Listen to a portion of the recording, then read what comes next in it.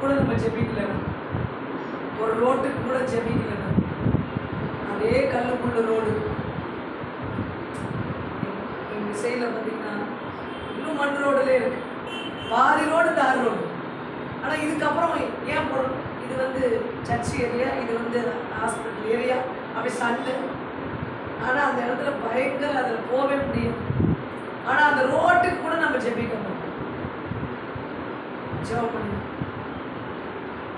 எதுக்கு ஜெபிங்க? ஒரு நாள் ஆண்டவரே நான் எதுக்கு ஜெபிக்கணும்னு கேட்டு பாருங்க. ஜெபத்தை நிறுத்த முடியும். ஜெப ஆவின்ற விண்ணப்பத்தின் ஆவி, பரிசுத்த ஆவியானவர், விண்ணப்பத்தின் ஆவியானவர் அவர் உனக்குள்ள இருந்துகிட்டு இருந்தாருன்னா நீ யாரை பார்த்தாலும் ஜெபிப்பார். அப்படி ஜெபிக்கும் போது அவங்க வாழ்க்கையில உன்னுடைய ஒரு ஜெபம் தான் அவன் வாழ்க்கையோட நிலைமையே மாத்திரும். ஜெபம் எல்லாம் வல்லமை உள்ளது. ஜெபத்தை நேசிச்சு ஜெபம் பண்ணுங்க. ஜெபம் பண்றதை கர்த்தர் கேட்கிறாருன்னா அந்த ஜெப அறையும் ஜெப இடமும் நீங்க தேவன்கிட்ட பேசுற அந்த காரியங்கள் அதை விரும்பி நீங்க செய்யுங்க. இல்லையா? இதுல நான் ஒருவன் மாத்திரம் நீந்திருக்க பாகாலின் படைகளை எதிர்த்திடுவேன். நான் ஒருவன் மாத்திரம் நீந்திருக்க பாகாலின் படைகளை எதிர்த்திடுவேன். நான் ஜெபிக்க ஜெபிக்க அவர் தலை அசைப்பார். நான் ஜெபிக்க ஜெபிக்க அவர் தலை அசைப்பார். நெருப்பாய் இறைத்திடுவார். தெய்வம் நெருப்பாய் இறைத்திடுவார்.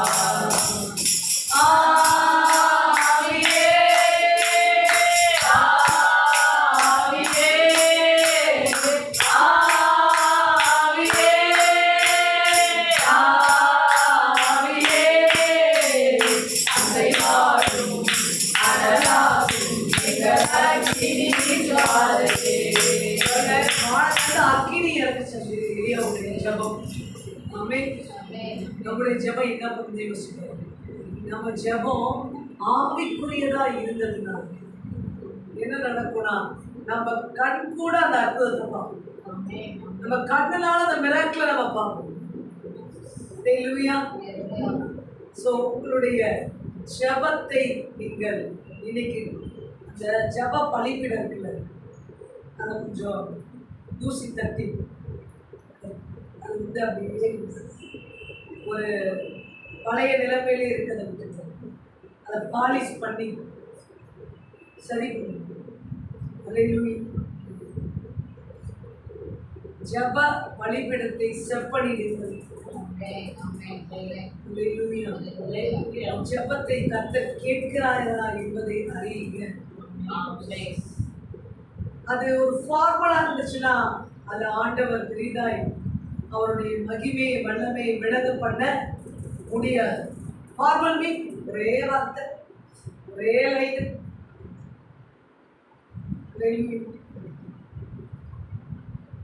அதே வார்த்தை, அதே லைன்.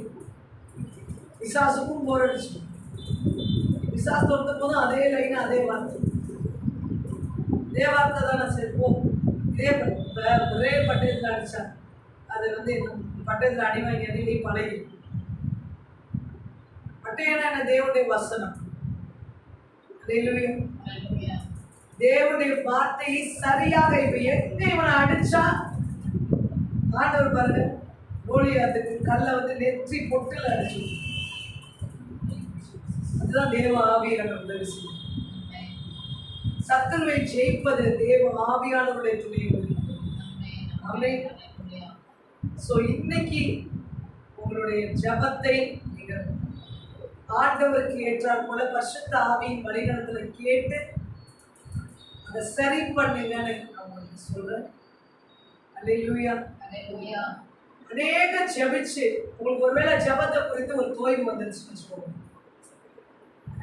ஜபம் பண்றோம், ஒரு தோய்வு, ஒரு பெரிய மாற்றம் இல்லை. ஜபம் பண்ணி முடிச்சோட உங்க வாழ்க்கையில் ஒரு பலன் இருக்கும். எத்தனை பேருக்கு அது இருந்திருக்கு? ஜபத்தை முடிக்கும் போது ஆவியில பலன் அடைஞ்சிடும்.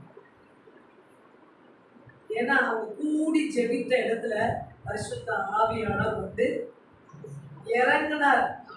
இருவர் ஒருமனப்படும் போது அவர் நடுவுல கர்த்தர் வராரு. இருவர் ஒருமனப்பட்டவங்க சரி, நீ உண்மையா ஆண்டோட நோக்கி கொடுத்தாலும் சரி, அந்த இடத்துல கர்த்தர் வந்துட்டாருன்னா உன் ஜபத்துக்கு பிற்பாடு பலன் இருக்கும், ஸ்ட்ரென்த் இருக்கும். கர்த்தரே வரலன்னா என்ன இருக்காது? ஒண்ணுமே இருக்காது. நீ பாட்டுக்கு 2-2-4 4-2-8 அப்படி வாய்ப்பாடு சொல்லிட்டு இருக்க வேண்டியதான். எந்த மாற்றம் இருக்கு? உன் ஆத்மானே இருக்காது. உன் ஆத்மானே இல்லைன்னா சூழ்நிலை எப்படி அது மாறும்? இன்னைக்கு வேதம் வாசிக்கிறதா கூட வருஷத்தை ஆவியான சொல்லிட்டு வாசலாம். வேதம் தானே, பைபிள் தானே, தமிழ் தானே, தெரிஞ்ச லாங்குவேஜ் தானே அப்படின்னு இருக்கு. ஜபம் தானே, ஜபம் பண்ணுங்க அப்படின்னா உடனே டக்குனு ஜபம் பண்ணுங்க. தானே நமக்கு தெரிஞ்சதை நம்ம செய்யாத ஜபமா 4 வசனத்தை உள்ள தூக்கி போட்டு நமக்கு தெரிஞ்ச 4 வார்த்தை உள்ள போட்டு பண்ணிடணும். ஜபம் பண்ணமா அப்படின்னு விஷயம் பரிசுத்த ஆவியானவரை கூப்பிடுது. ஆவியானவரே, நான் ஜெபிக்க விரும்புகிறேன், எனக்குள்ள இருந்து நீங்க அந்த ஜெபத்தை பண்ணணும். இந்த புதுசா ஒரு நாளை கொடுத்துருக்குறீங்க. ஜூன் மாசம் என்ன தேதி? 15. இந்த நாளுக்குள்ள நான் பிரவேசித்திருக்கிறேன். பரிசுத்த ஆவியானவர் இந்த நாளுக்காக என்ன ஜெபிக்கணும், எனக்குள்ள இருந்து நீங்க ஜெபத்தை ஏறெடுங்க. நான் உங்களை ஸ்தோத்தரிக்கிறேன். எனக்கு இந்த நாளுக்காக என்ன ஜெபிக்க வைங்க. இப்படி எத்தனை பேர் ஜெபிச்சிருந்தீங்கன்னா கர்த்தர் உங்களுக்கு உதவி செஞ்சிருக்காரு. ஒரு ஜெப குறிப்பை உங்கள்கிட்ட கொடுக்குறாரு. பரிசுத்த ஆவியானவரே, இதுக்கு நான் எப்படி ஜெபிக்கணும் எனக்கு தெரியாது அப்படின்னு நீங்க எத்தனை பேர் கேட்டு ஆவியானவர் கண்டிப்பா அதுதான் வெற்றியா விசுவாசமுள்ள ஜெபம் நடந்தாலும் தேவ ஆவியானவருடைய துணையை ஜெபிக்கும் போது கண் கூட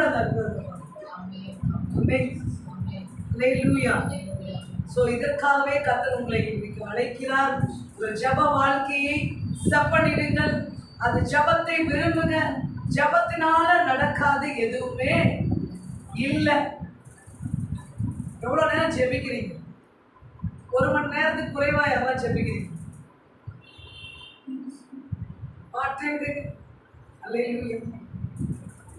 ஏன்னா அந்த 1 மணி நேரம் ஜெபம் என்ன தெரியுங்களா? சோதனையிலிருந்து தப்பித்துக் கொள்றதுக்கே 1 மணி நேரம் ஜெபம் தேவை. ஆண்டவர் சொல்லுங்க, 1 மணி நேரமாவது விழித்திருந்து ஜெபிக்க கூடாதா? சோதனைக்காரன் வருகிறான், அவன்கிட்ட நீ தப்பிச்சு கொடுக்கணும்னா அந்த 1 hour ஜெபம் இருந்தானா நீ அவன்கிட்ட தப்பிச்சுக்கணும். அதுக்கு அடுத்த நீ ஜெபிக்க உட்காந்தீங்கன்னா நீ ஆவியில பலன். நீ உன்னை தப்பு வச்சுக்கிறதுக்கே 1 hour ஜெபம் தேவை.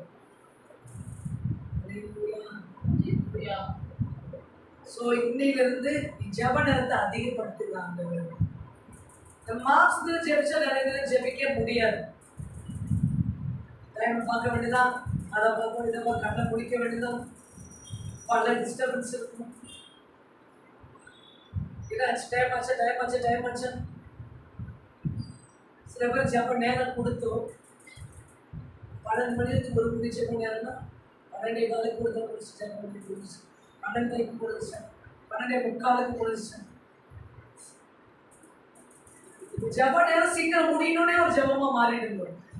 இந்த மாதிரி இப்படி 1 மணி நேரம் ஜெபிக்க சொல்லிட்டாங்கன்றதுக்காக சொல்றேன். 1 மணி நேரம் ஜெபிக்க சொல்லிட்டாங்க, நான் சொல்லிட்டேன் 1 மணி நேரம் ஜெபம் பண்ணுங்க.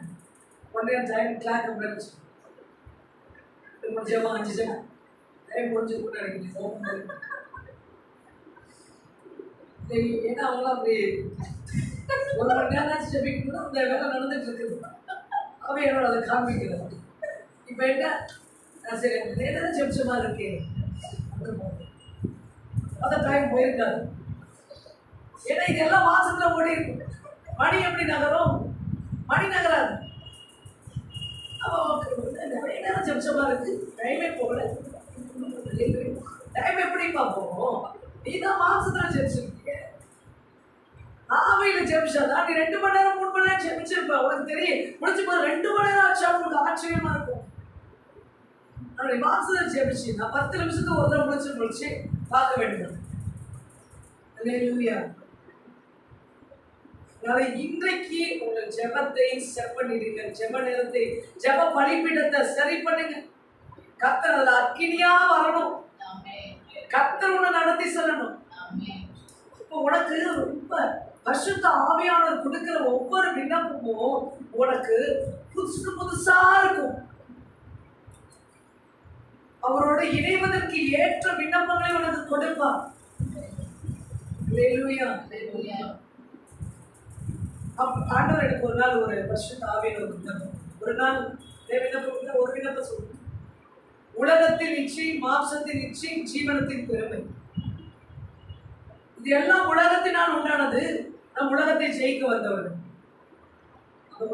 உலகத்தின் இச்சை, மாம்சத்தின் இச்சை, ஜீவனத்தின், இதை ஜெயிக்கணும். இதுக்கு ஆண்டவர்கிட்ட கேட்கும்போது ஆண்டவர் என்ன தெரியுமா சொன்னாங்க? உலகத்தின் இச்சை, மாம்சத்தின் இச்சை, ஜீவனத்தின் பெருமை. இது ஜெயிக்க பலன், தேவ பலனை கேளு, தேவனுடைய கிருபையை கேளு, தேவனுடைய வல்லமை.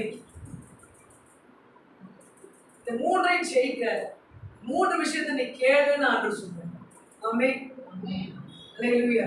இது நமக்கு தெரியுமா? ஆண்டவரே ஜெயிக்கணும், ஜெயிக்கணும், ஆண்டவரே ஜெயிக்கணும், ஜெயிக்க முடியும் அப்படின்னே ஜெபிச்சுட்டு இருக்கோம். ஆனா ஆவியானவருடைய துணையோடு ஜெபிக்கும் போது பல காரியங்களை பரிசுத்த ஆவியானவர் நமக்கு விலக்கி சொல்லுவார். சோ அவருடைய பரிசுத்த ஆவியில் ஜெபிக்கும் போதே மெய்யான விடுதலை உண்டார். எத்தனை பேர் இன்னைக்கு அப்ப ஜெபிக்க உங்களை அர்ப்பணிக்கிறீங்க? இல்ல எங்க பழைய ஜெபமே எனக்கு போதுமானதான். கர்த்தர் என்னை இருக்கின்றார். கிறிஸ்தவர்கள் கிறிஸ்தவ 23ஆம் சங்கீதத்தை ஆரம்பத்தில் இருந்து வெட்டிக்குள் போகிற வரை 23வது சங்கீதமே அப்படி நின்றுவாங்க. வேற எந்த சங்கீதத்துக்கும் வரவே மாட்டாங்க. வேற எதையும் பார்க்க முடியாது. தாவீது அதோட சொல்லியிருக்காரு, சவுலு அந்த அம்பை எய்யும் முன்ன கர்த்தருடைய கிருபையினை சந்தித்தது. அழகா அவ்வளோ வசனங்கள் அவ்வளோ பாடியிருக்காரு. அதெல்லாம் எடுத்து ஜெபிக்க மாட்டாங்க. இதோடு நிறுத்திடுவாங்க. போதும், அவர் நல்ல மேம்பரா இருந்தா போதும், அவர் கோடும் கடி நடந்தா போதும். அல்லேலூயா. இல்லைங்க, அந்த 23ஆம் சங்கீதம் மட்டுமா நம்ம கையில கொடுத்துருக்காரு? இவ்வளோ பெரிய வேதாகம் கொடுத்துருக்கு. இது முழுமையும் நமக்கு தான். இது ஒவ்வொரு ஒரு மிஷனரி, ஒரு ஊழியக்காரர் என்ன வசனம் படிக்கிறார் உங்களுக்கு சொல்லித்தர, என்ன வசனம் படிக்கிறார், உடனே முழங்கால் போட்டு அந்த வசனம் படியை ஜெபிப்பார். என்ன வசனத்தை படிக்கிறோம்? வார்த்தையின் படி. ஆண்டவரே என்னை நான் அர்ப்பணிக்கிறேன், இந்த வார்த்தையின் படி நீ ஆக கடவுது. ஒரு வசனம் இருக்கு, கிருபையும் சத்தியமும் என்னை விட்டு விலகாதிருப்பதாக. ஆமென். பணத்தாழ்மையும் சாந்தம் என்ற நுகத்தை கேளுங்க நான் சொல்றேன். இதெல்லாம் ஜெபமாய் வசனம். பணத்தாழ்மை சாந்தம் என்ற நுகம் தான் நான் வைத்திருக்கிறேன் என்று சொல்றாரு. வருத்தப்பட்டு பாரம் சுமக்கிறவர்கள் இடத்துல வாருங்கள், நான் உங்களுக்கு இளைப்பாறுதல் தருவேன். மனத்தாழ்மை சாந்தமும் என்னுடைய முகமாய் இருக்கிறது. அப்ப அதுதான் நம்ம சுமக்கணும். அப்போ ஒவ்வொரு வசனத்தையும் அவர் படிக்கும்போது, ஊழியக்கார் படிக்கும்போது, மிஷனரிமார் தான் படிக்கும்போது அது எல்லாம் ஜெபமாய் மாற்றி விடுவார். படிக்கிறோம், வசனம் ஒரு பக்கத்து இருக்கு, பைபிள் படிங்க, பைபிள் படிக்கணும் கண்டிப்பா அப்படின்னு சொன்னோன்னே 3 அதிகாரம் வச்சு படிக்கணும். கடற்கரை படிச்சிட்டிங்களா? 3 அதிகாரம். ஆனா இது ஒவ்வொன்றும் செக்கு. அதை நமக்குள்ள போட்டு நம்ம அதை வெளில எடுக்கணும். ஸோ வசனத்தின் அடிப்படையில் ஜெபிக்க வேண்டும் என்ற 3வது காரியத்தை நான் சொல்றேன். முதல் பரிசுத்த ஆவியானவருடைய துணையோடு ஜெபிக்க வேண்டும். 2வது விசுவாசமாய் ஜெபிக்க வேண்டும். 3வது வசனத்தை அடிப்படையில், வசனத்தை வைத்து வசனத்தின்படி உங்களை உயிர்ப்பிக்க வேண்டும் என்று நீங்கள் சொல்லுங்கள். ஆமென். அல்லேலூயா. இதற்கு அப்புறமா நிறைய ஜெபம் இருக்கு. உபவாசமான ஜெபம் இருக்கு, நிறைய ஜெபங்கள் இருக்கு. உபவாச ஜெபம்னா என்ன? மனம் திரும்பி ஜெபிக்கிறது தான் உபவாச ஜெபம். என்ன உபவாசம்னா பட்டி காலையில் இட்லி சாப்பிடுறது, 40 நாள் சாப்பிடணும். ஆனால் எந்த பாவத்தை விட்டு மனம் திரும்பணும். 40 நாள் உபவாசம், 40 நாள் எதுவுமே சாப்பிடாம இருக்கணும். ஆனால் மனம் திரும்புதல் அது இல்லைங்க உபவாசம். உபவாசம் என்பதனாலே உபவாசம்னாலே மனம் திரும்புதல். எந்த பாவத்தில் இருக்கோமோ அதை விட்டு நம்ம மனம் திரும்பணும். சாப்பிடாம இருக்குது. நம்ம 2 இட்லி சாப்பிடலன்றதுக்காக ஆட்கள் இறங்கி என்ன செய்வாங்க கிடையாது. நம்ம 2 இட்லிக்காக இல்லை, உண்மையான மனம் திரும்புதல், ஃபோக்கஸ்டு கார்டுக்காக தான் கட்டளை.